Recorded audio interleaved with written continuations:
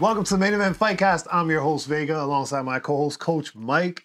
Yes, and sir. It is that time of year where we got UFC after UFC after UFC. And the only downside to it is that some of the card lineups themselves can be a little subpar. But we'll get back to that in a second because this past weekend was not subpar. I think it was a little. Yeah? You think so? Yeah. I think overall, even with the amount of decisions there were, I think for the most part, the decisions were all pretty interesting. Yeah, but I expected a little more. I don't know. How'd you expect more from this lineup of all lineups? Even this is a weird one because I feel like Yusuf Zalal kind of shot himself in the foot with this fight, and like the way he ended it didn't really give off the best visual for him as a fighter. But he got the win against Cavalcanti, you know what I'm saying? But overall, I feel like that last round was a little... The hell was that? His foot. Oh. That was weird. His last round was a little strange. A little weak. It wasn't strange. He couldn't get a takedown. Yeah, but even then, like... I mean, granted, Cavalcanti is very dangerous, so avoiding those bombs. But at certain points, he was like actively running away. He spent a lot of energy running from him. He spent a lot of time running from him, especially in the third round. Let me not say running from him, but like not standing in front of him. His plan was to not stand in front of him, make him work, and then be able to implement some wrestling. He couldn't take him down. So that was a fork in. It was I don't know, because his performance to that point had been so dominant that it's like I get that, but being able to make that adjustment and still win is sometimes more impressive. The fact that it wasn't as easy as people expected. Yeah, this is Cavalcanti, a guy that Max couldn't finish. Yeah, Max put on a beating on him. Put a beating on him. Who else put a beating on him last time? Not even. Sterling schooled him. Sterling schooled him, but it was mostly grappling. These are high-level guys. Yeah. These are which again brings into question where Yusuf Zalal stands in the equation as far as his ability now that he is technically going to be a ranked fighter, isn't that right? Because Cater was ranked 10, so in theory, maybe Yusuf should be ranked at least 12. Somebody might slide in there, but maybe. He might not go straight to 10, but he'll break the 15 at least. Yeah. Makes sense. Because I can't even think off the top of my head who's in the bottom 5. Yeah, me neither. That's crazy. But, so that was an interesting co-main. It went into what I think was a fantastic main event. I didn't expect it to go 4 rounds. Yeah. It almost didn't go 4 rounds. It was really a saved by the bell situation. Like, it started off so crazy.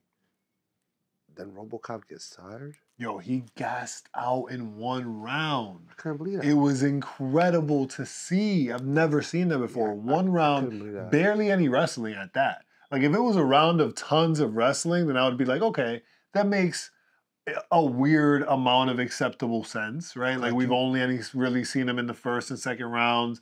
He wasted a lot of but like, bro, you gassed out in the first round as a striker.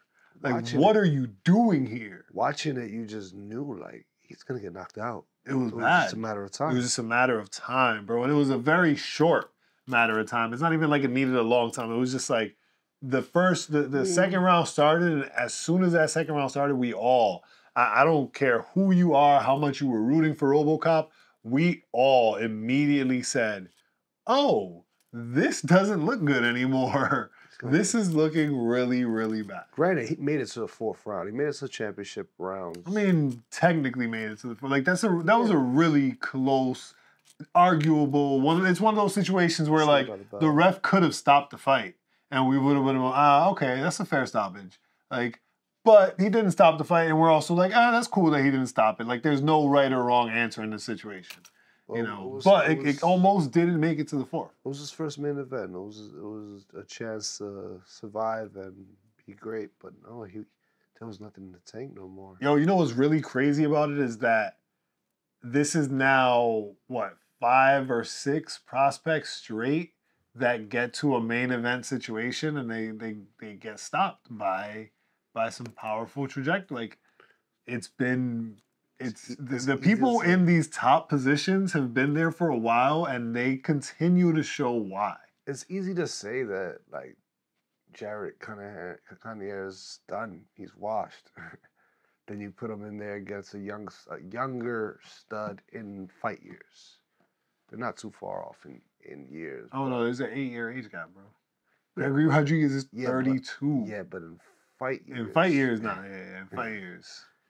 In fight years is a lot bigger than that. The gap is at least 20 years in fight years. Like, in fight years is a much different thing. Yeah. Much different so, thing. Like, that's what I mean. 8 years is 8 years. It's who do you think? It's not LeBron competing against a rookie. But this is a situation too where Jared Cannonier has for sure more fight years in the UFC as an organization. Mm-hmm. But I think Gregory Rodriguez might actually have more fight years.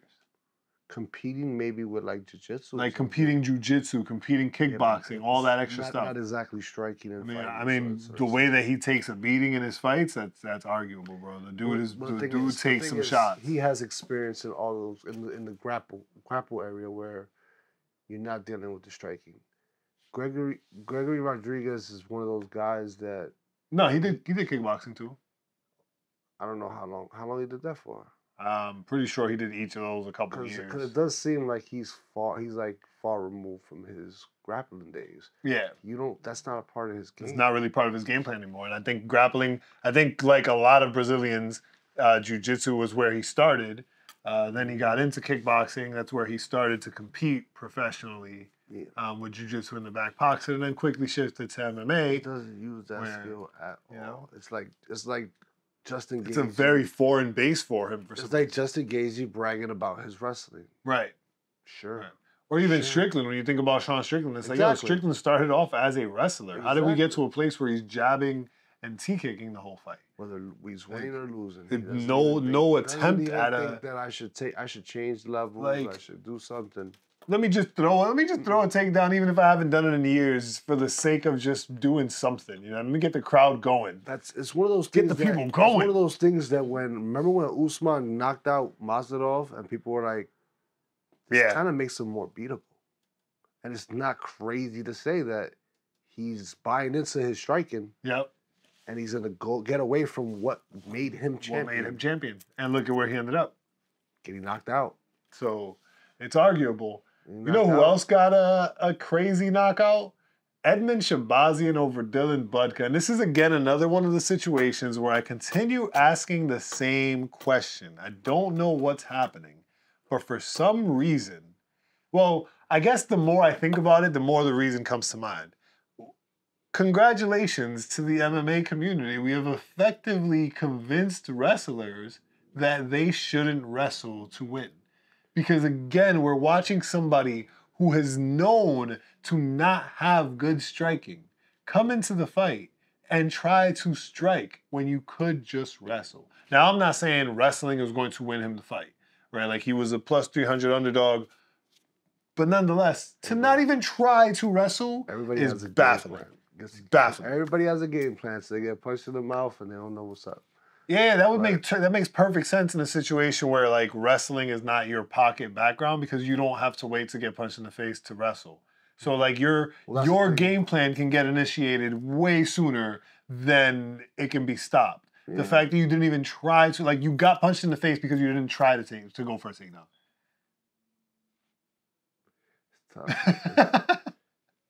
It's mixed martial arts. It's tough. It's a wild world. But congrats to Edmund Shabazian because it was a hell of a knockout. Mm-hmm. Performance of the night. I don't think I've seen anybody do a chicken dance like that in a minute, bro.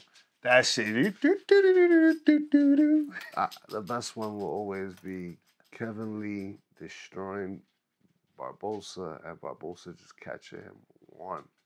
Nah. Putting him on that chicken dance. Nah, bro. I'm sorry. As much of a fan as I am of him, as much as I love him, it's really hard to top the Johnny Walker, bro. Jamal Hill to Johnny Walker, it's tough, bro. That was one, a chicken dance. That looked like he got shot. That one was crazy. That was the strangest knockout I've ever seen in my life. Like, it almost looked like fake. Yeah, it almost looked fake, bro. He's a bad actor. It was crazy. It was crazy. And then the other one that I like it's more botch. This one's definitely more recent, and obviously there's some bias in it because it's the homie. But the way Waldo put Lucas Bresky on skates was crazy, bro. Like, so it was really Waldo was trying to chase him down. Yeah, the internet always has fun with those things, man. They always have fun with it. Those are some good moments. All right, so I gotta be extra careful with these brothers, bro, because I did it again where I mixed up the brothers, and simply by mixing them up, I lost out on half a win at least, right? Because the other win was thrown away no matter what we did. On one of them it was wasted, right? Like Ismail Bonfim.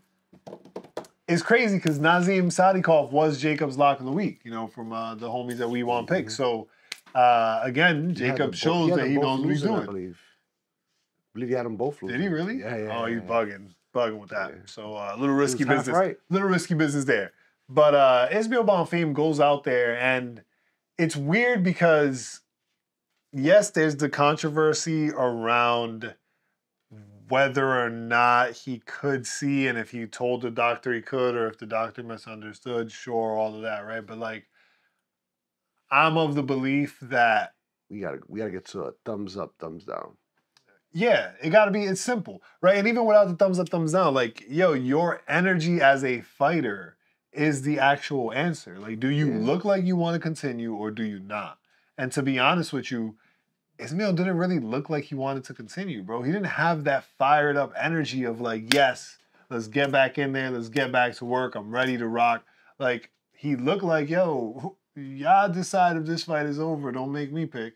You know what I mean? And that's how it kind of ended, which sucks because it feels like it kind of taints Nazim's win. But honestly, for me, it does not at all because that kick.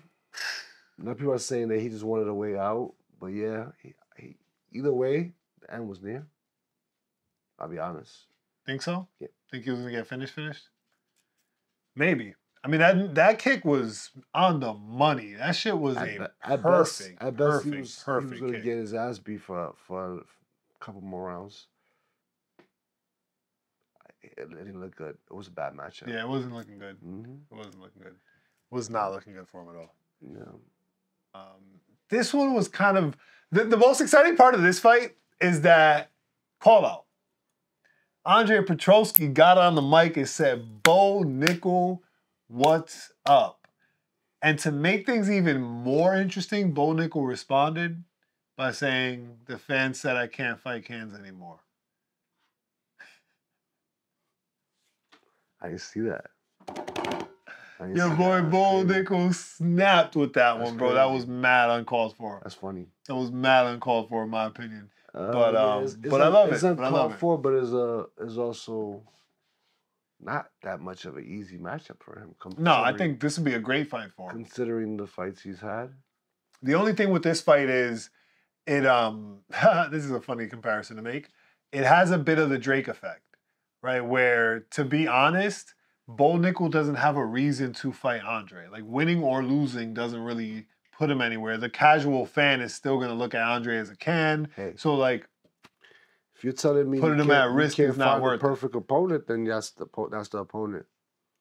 If you go the next 2-3 months without finding an opponent, you ducked him. That's hilarious. That's what I'm saying. Yeah, if Andre gets another fight before Bo Nickal gets a fight at all, then yeah, that doesn't look good either. So like Andre put him in a really tough position because, again, the only person who really benefits in this case is Andre. If Bo doesn't take the fight, Andre, like you just said, it looks like he ducked him, right? If he takes the fight, not if he takes the fight and it's an interesting fight. If he takes the fight and loses, Bo Nickal's stock goes down because who's Andre right now? You know what I'm saying? The guy that knocked himself out.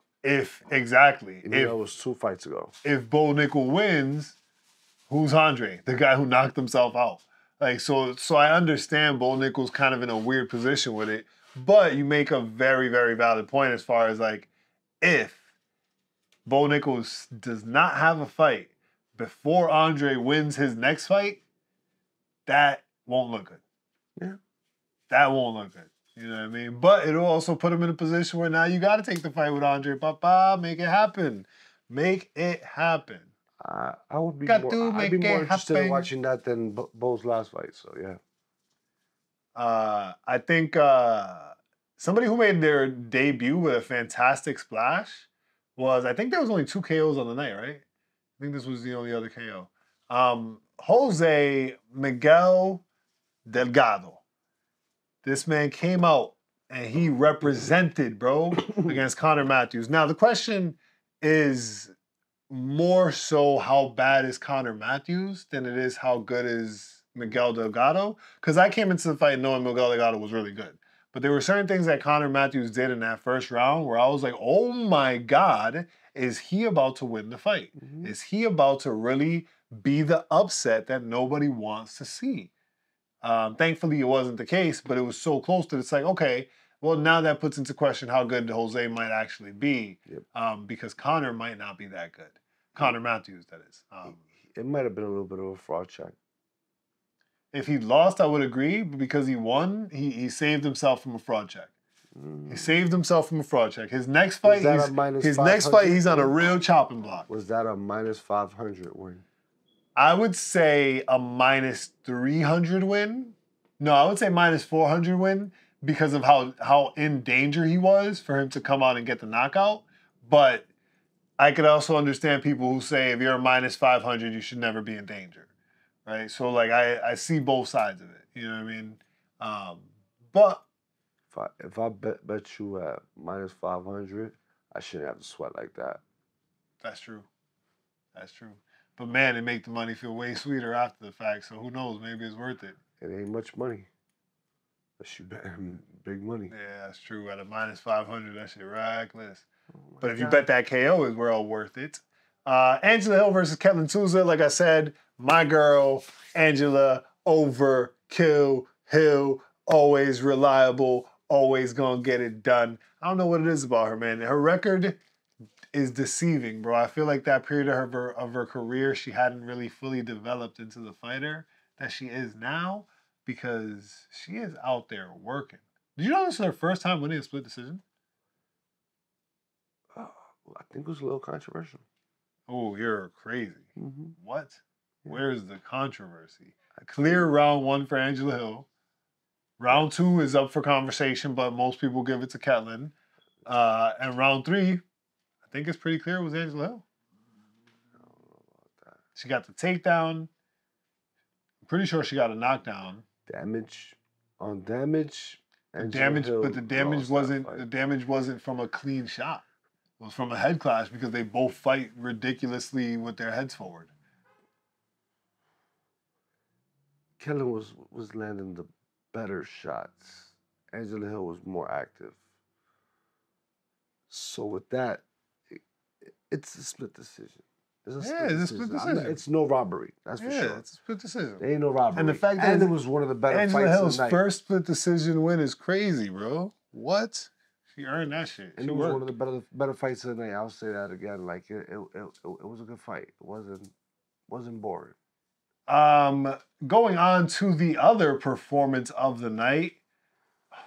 Yo. Wow, hold on, my bad. That shit, I just got the flashback of the visual. Yeah. That shit was a second, bro. Wow. Because when he he got put to sleep in the way where like your eyelids don't close, but your eyeballs roll back. So when the camera wasn't expecting it. So like when Gabriel let him go and his head rolled back, I'm not gonna put it up here, obviously. That's a crazy visual. I think that's mad disrespectful. You know, like if you missed it, you missed it. If you find it on a replay or something, cool, watch it. But like it shouldn't just be like a screenshot image that goes around. It's a fight that started off a little slow too. Like Chaos was a lot more. They were both way more patient. Yeah. Both way more patient. Well, I expected that from Gabriel. Because, gas out concerns and stuff like that. So we knew. But Well, he's Chaos usually a being more patient was pretty he's usually shocking. a more technical striker if you look at both of them. Gabriel's usually the more technical guy, so I would expect him to be waiting to counter on Chaos's craziness. But Chaos seemed to be ready to counter too. So it led to a little bit of a chess match at first, but in the end, Gabriel got the choke out.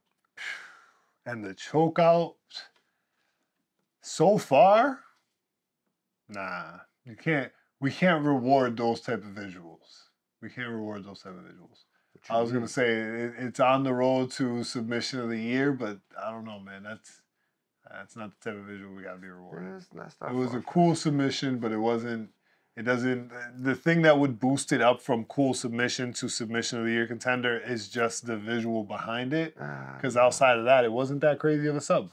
I mean, listen, he's safe, he's good. The visual was a little nasty, but it wasn't. There's no but I'm saying, no malice behind it. But I'm saying if you without the visual afterwards, the submission itself isn't that special. Yeah. Right, that I'll say. But That's what I'm saying. I'm saying that the visual doesn't take away from it.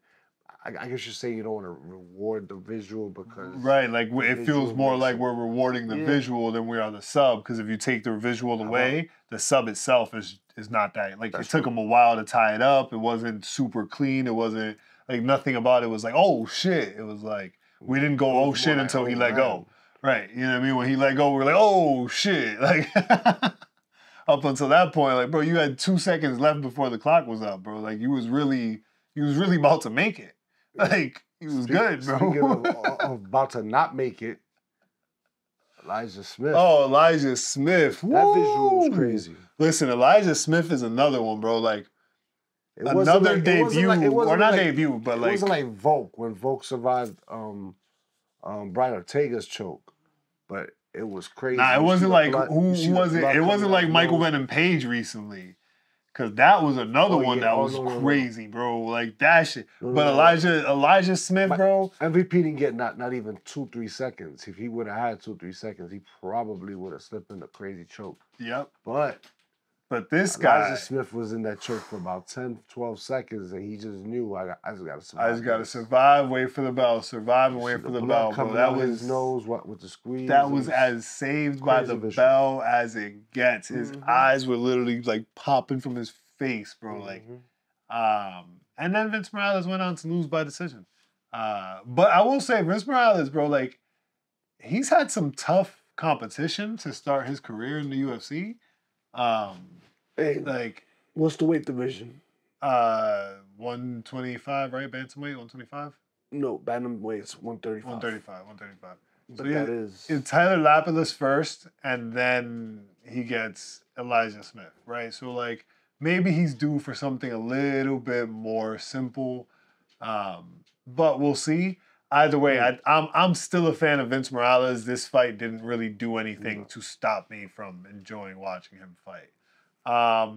Now, I don't know what we're supposed to feel about everyone's favorite sack of potatoes, Walter Walker. Hey, I think Angelo's kind of walking that back. He's definitely walking that back. That's why I made the joke. Good he looked.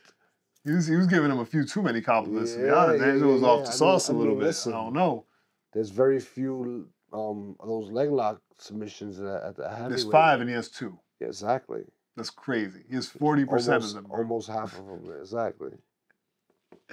Yo, but the craziest part is like, I can't even really explain to anyone how Walter Walker gets these locks going. It just seems like he slips, they both fall together, and then he's holding your foot, and you're like, what happened here? Like, that's how every fight again, only 2 of them so far, but like, the 2 that he's gotten is like, yo, how is he doing this? Are we coming to the conclusion that heavyweights can't grapple?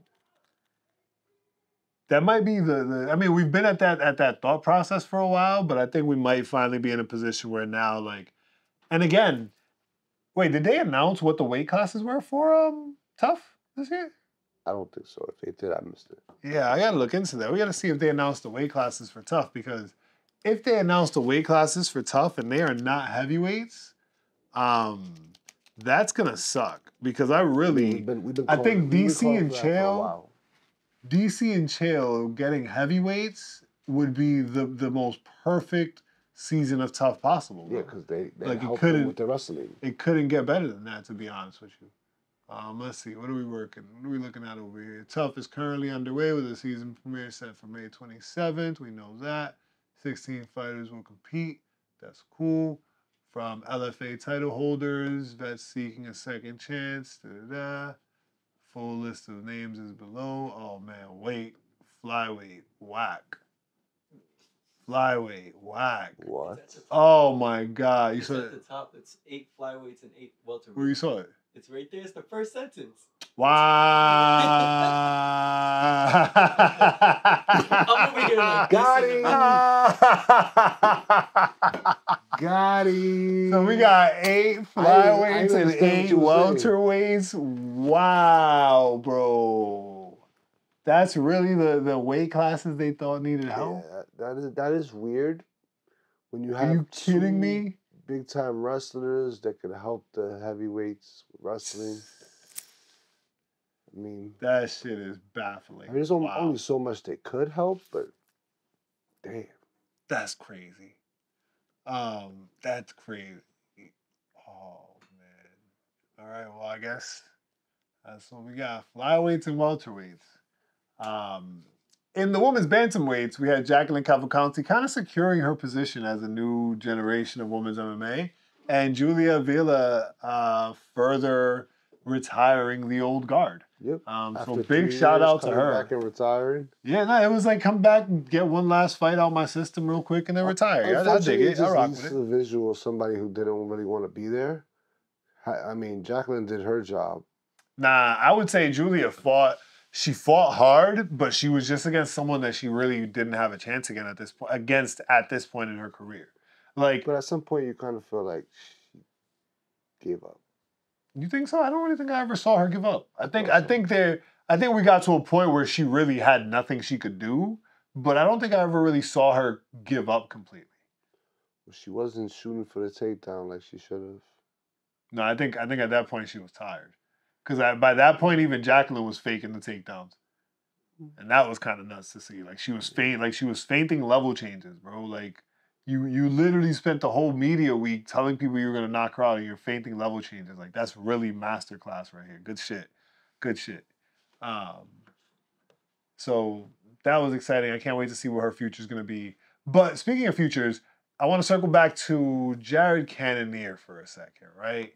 Because the unfortunate part of where he is in his career right now is that now, in theory, he's made himself, at least for the next 2 to 3 fights, an official gatekeeper.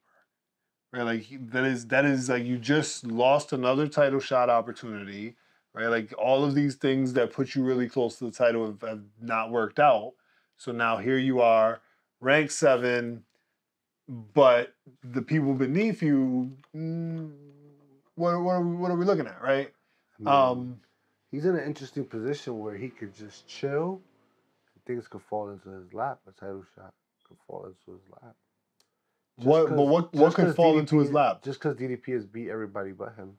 Although all opponents have beat him. But remember, now Baralo is in front of Cannonier. Absolutely. Right? You got Hamza in front of Cannonier. For whatever reason. Right? Let's say Kyle's not able to make a date. But listen, you got to listen to the whole list. You got Hamza, you got Imavov, you got Baralo, right? You got Whitaker. That's already 4 there.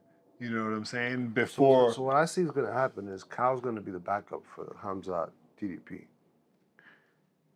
Yeah, most likely. And there's always a chance with that. But what I really think should happen is Kyle versus Imavov? Again? Kyle. Oh, Kyle versus Imavov.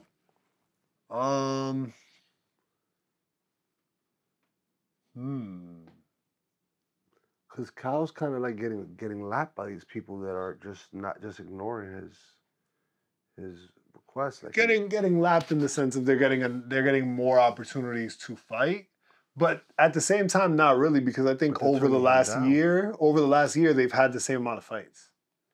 right? Like some of Remember, these guys bounce back faster because they lost. Imavov didn't ask for Izzy. Kyle asked for Izzy. Yeah, Izzy turned that down. He thought Imavov was going to be the easier fight, which kind of positions Kyle in a good spot. Where? Like you said, backup for the next title fight for sure.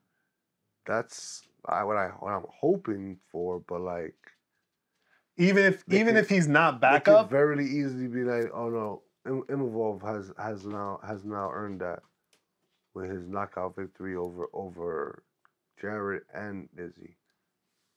yeah, but Kyle beat both of those people as well. Well, no, he didn't get to beat Izzy. Right. Huh? Imavov did beat As I was saying that, I Cannonier was thinking first. about it, I was like, damn. Imavov did beat Cannonier first. So, I don't know. It's tough to say with those guys, but ultimately, Cannonier is now. I think that the next people that I'm in my mind that are coming up behind Cannonier would be Anthony Hernandez, Fluffy, right? Like Fluffy would be somebody that He has a fight coming up this week. Yeah, but like that's somebody that if he wins his fight, he's gonna have to fight Cannonier. You know what I mean? And again, Cannonier's like, what are you really getting from fighting these guys? You know? I don't see that as something Cannonier wants. We're gonna see. I think he's gonna probably sit back and see how things fall. Is what I mean. Like he won't I don't think he's gonna rematch any of these guys. I just think that he's gonna sit if somebody gets injured, puts him in a good position to step in. I just don't see that because there's so many people ahead of him still. Like a whole bunch of people have to get injured for that to work for him. Like a bunch of people have to. Like it's really an ugly situation for the UFC if that many people get injured at once. We've seen it before. So it happens. He's ranked 7. Let's say Islam versus DDP gets booked. Islam goes down with an injury. Somehow Kyle and Imavov not ready. You still have Strickland. You still have Izzy. That just happened. But those things just happened. They would probably call Jared and be like, "Are you ready?" But you're saying a hypothetical Dreykus Islam fight, which means Hamzat would still be ready, right? So like, there's too many people before Cannonier. I'm talking more down the line. Like, if let's say Hamzat doesn't win, but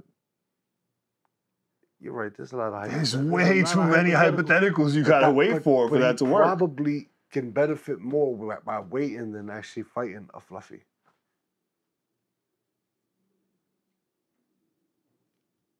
Nah, I think fighting a Fluffy keeps you in conversation.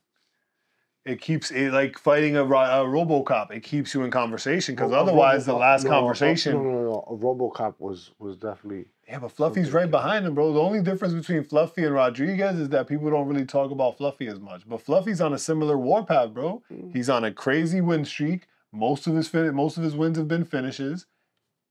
He's just like what's the heavyweight, or is he a light heavyweight that I love? Like, but I always forget his name, bro. He won his last fight by knockout in the first round, and the post-fight interview, they were like, "So what's next for you?" He was like, "I'm going fishing. I told them I'm gonna do this fight, and I'm going fishing." Sounds familiar. That shit was great. I don't know. I'm looking forward to Cannonier still continuing to have a really active fight career, because that's another thing people don't think about often. Like, I made the joke about it the night that he was fighting, but in all honesty, it's something I have a lot of respect for. Like, he's fought in 3 divisions. You know what I'm saying? Consistently. Like, if you look at his average fight time, it's like 3 or 4 fights a year average, right? He only has like 2 or 3 months between fights average. So we got to be really appreciative of fighters like this, even if they never get the chance to touch the belt. Like, he's another person that you look at like Jim Miller, right? Where you're just like, damn. Nah, he's not as active. Huh? He's not as active as a Jim Miller or even Jim Mike Miller. Tyson. Jim Miller's at 40 fights, right? It was 40. Jared Cannonier is at 32. Like, you know what I mean? So if he stays active, he's 40 years old. Like, this is someone, again, not saying exactly like equal, but like you could, this is someone you would also look at and you would have a real conversation around, like, okay, you want to put him in the Hall of Fame as a respect thing because of how much he's done, but like, for what? We've had this conversation. You know what I mean? Like, I don't think you have to be a champion to be a Hall of Famer. But that's what I'm saying. Jared Cannonier is a perfect example of like that conversation theoretically kind of falling flat. Because like, I mean, even when you compare him to Jim Miller, it's like, yo, it's only an 8-fight difference, but it feels like a really big difference when you just think about the names, right? And what is the reason for that? Because that's part of what makes you Hall of Fame versus not in those conversations. You know what I'm saying? So I mean, fighting for a belt is almost Hall of Fame like right there, depending on how you perform. Like then you see a Kelvin Gastelum, and he had a great title performance, and the rest of his career is like. And that's a really standout performance, though. I mean, don't get it twisted. Tough career. 20-year-old kid comes in, beats everybody, and then beats Uriah Hall in the final. He was real good at one point, but in the UFC, just regular Joe. You can't say he's a regular Joe and then compliment Izzy as much as you compliment him, bro. No, he was a regular Joe in the UFC. He had his moment with Izzy. He wasn't like, he lost to guys that was like, come on. Yeah, I think losing to the champion in such a war really does a lot to you. Like we saw what happened to Dominic against Jones. So like I think it just does a lot to you. Before that, he lost to Tyron Woodley's. Again, champions, right? Like it's champions we're talking about, not like no. But this is what I'm saying. Like him, like those were amicable losses. But then he's got some losses that were after those. That's just. Yeah, but like I said, fighting the champions. To the point where we question his motivation. Not so much about the years he lost in that fight, which granted he probably did. No, I'm not even talking about years in a physical or like a war way. It's like your motivation gets broken when you lose like that. You're losing to the spirit, like you lost to the champion. This was my chance, right? Like how much? I'm never gonna be there again. You know what I mean? Even if I do become champion at some point, like I lost to this champion. If I never get that back, like what does it even mean to be champion? Like there are people who have those feelings. You know what I'm saying? So that's the type of stuff that I feel like could be very damaging to a fighter. I think one of the biggest, the moment that Michael Bisping actually felt like a champion, when he was able to defend it against one of his biggest losses. Because Dan Henderson was not in the title picture. He wheeled off 2 wins in a row. Yeah. Michael Bisping said, I want Dan Henderson. Yep. The guy who was thought to have taken years from his career took his eye. It's not funny. Nigga took his eyeball, bro. It's not funny. Took his eyeball. Why are you amused by that? Took his eyeball. You're sick. That shit is crazy, bro. You're sick. That shit is crazy. You're sick. That shit is crazy, bro. But That's almost as like, well, I guess no. I guess Bisping got it worse. Like he lost his whole eye. I was gonna say it's almost as bad as the guy who got his forehead potholed by Michael Venom Page. Oh my God. But see what I'm saying? Like you see, like that's one of those moments where it's like, at a glance, your first thought is like the forehead dent is definitely worse than the eyeball. But then after you think about it for a second, you're like, wait, no, like he lost the eyeball. Like, bro, but right, that visual, that reaction, just like, oh, yeah, I'm good. Like, bro, how much did that hurt? Also, did you see the damage? Like, it looked like somebody threw an asteroid at this man's face. Like, it was insane, bro. So like, at a first thought, I'm like, damn, what's worse, bro? Like, that or losing your eye. But then, like, your thought Perma- process settles in, and permanently- you're like, your eye is permanently, way your eye. worse, bro. In that moment, you're just like, okay, That had that's to cheat the commission crazy. for the rest of his career. For the rest of his career, for the rest of his Somehow- life, he got to and cheat. He somehow got to cheat life, bro. Somehow I'm pretty became sure. champion. I'm pretty sure in most places he's not legally like allowed to drive. Yeah. You know what I'm saying? So like, you got to cheat life. That's crazy. Mm-hmm. Speaking of cheating life, we got Henry Cejudo returning to headline a card this weekend. Yeah. How excited are you about that? Henry Cejudo never screamed exciting for me. Really? But no. See, I always enjoyed Henry Cejudo fights. I've never. Maybe it's because I laugh at how bad of a trash talker he's always been that it makes his fights more fun for me. They're more engaging.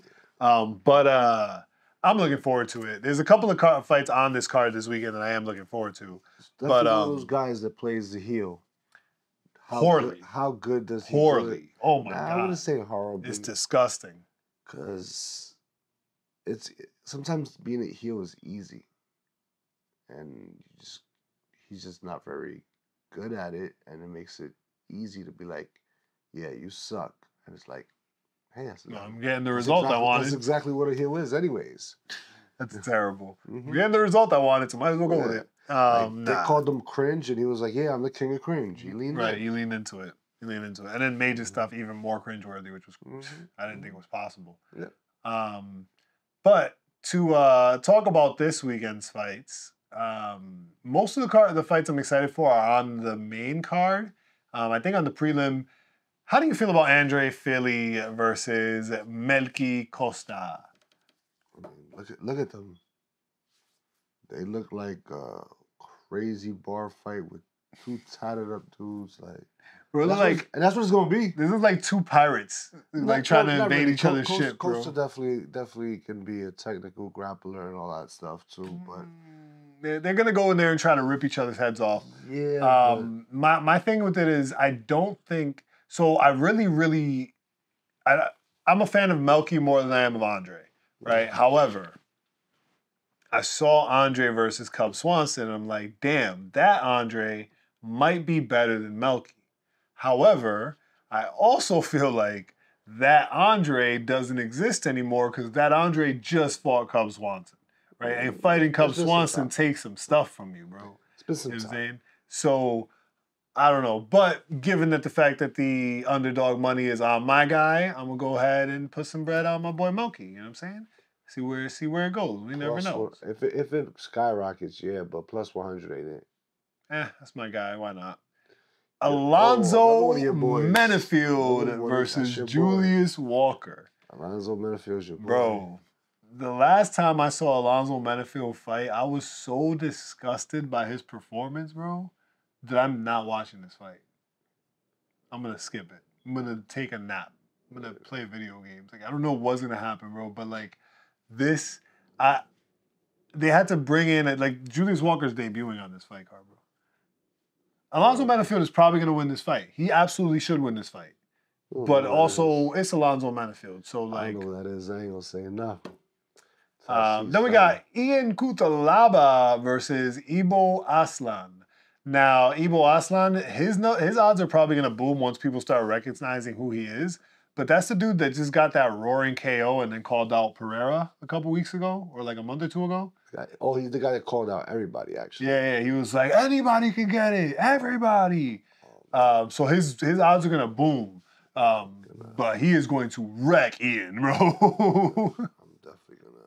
Or Ewan, like the Jedis. Yeah, I think I got a bet on that right now. Yeah, so once people start, right like today's Monday, the show comes out Tuesday. So by the time the show comes out, I think the odds will probably have already been juiced on him because, like I said, once people start doing the research and realize his KO looked crazy, and then they're gonna look at Eon getting KO'd a couple times, they're gonna be like, yeah, this guy is the money. Almost a pick, man. I didn't think that they were gonna rebook Rob Font on this card after the fight got canceled, but I guess they are. Tom Cruise, man, couldn't get his good retirement. That's what really sucks about this week's event. Yeah, It's supposed to be his retirement fight. That's right.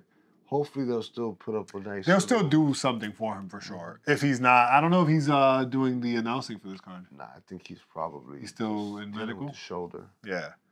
Well, Rob Font got a new opponent in Gene Matsumoto. Rob Font is a tough dude, bro, but I think Gene Matsumoto got him. It's at a catchweight fight, so Gene definitely wasn't prepared. So maybe it is a Rob Font fight. I don't know. Honestly, stay away from it. Doesn't make any sense if you're looking for bets. I'll look at the odds if it gets crazy in the method, but nah.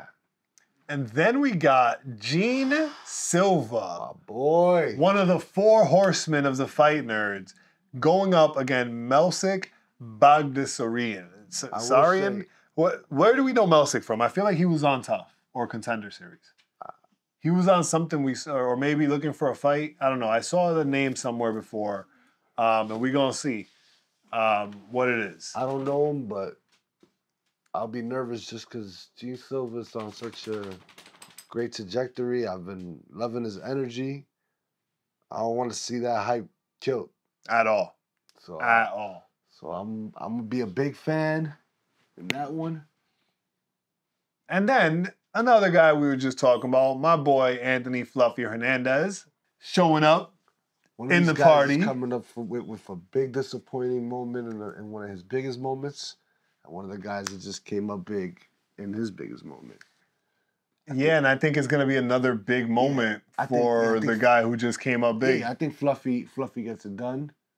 Yeah, I think Brendan Allen's on a massive decline. This is a make or break moment for Brandon, so you never know. I'm a Fluffy fan. I think this is the fight with the most with the most on the line. Yeah. Yeah, because it really has title contention. Again, we're talking about middleweight decision. Crazy. I think you're going crazy with that. No. Middleweight has been crazy, so middleweight has been crazy, but this is literally chance to jump in. I'm saying middleweight has been crazy, but it was literally a year ago where Brendan Allen was in title conversations, bro.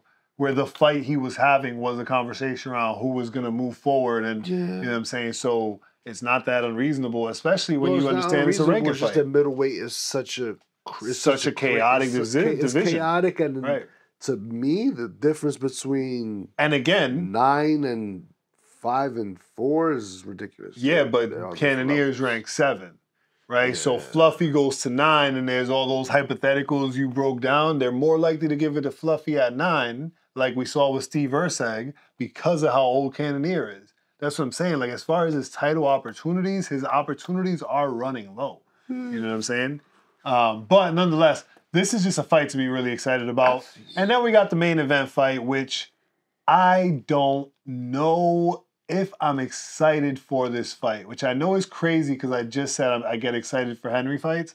But Henry Cejudo versus Song Yadong doesn't feel like the type of fight that's going to be exciting. Unless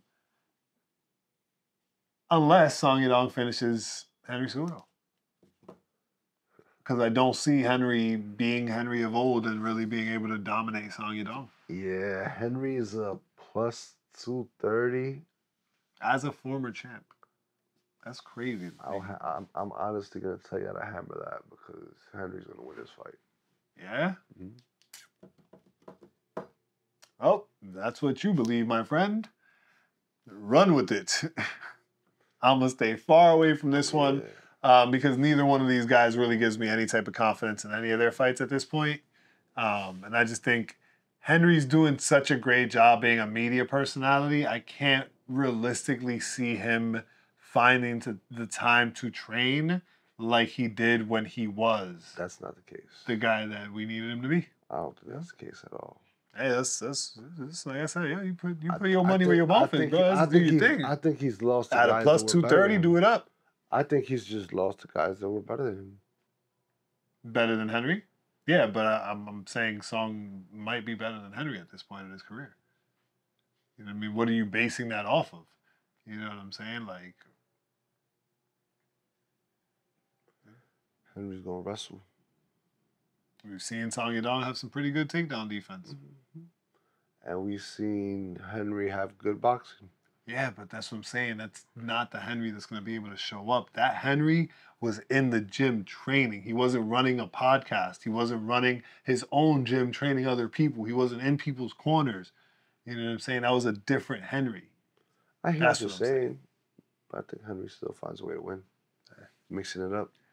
For the fan in me of Henry Cejudo, I hope you're right. I'm not a fan of Henry Cejudo. This is just me being subjective and thinking that y'all must have forgot. I don't know how subjective you're being if all you're going is off of, I must have forgot. He's just a better mixed martial artist than him. We're going to see. We're going to see. But that wraps it up for this week. Thank you guys for tuning in to the Main Event Fightcast. As you know, you can like, comment, subscribe, leave us any of your thoughts, your feedback. Follow me at What Up Vega. Follow Coach Mike at SF Big Mike. We'll see you guys next week.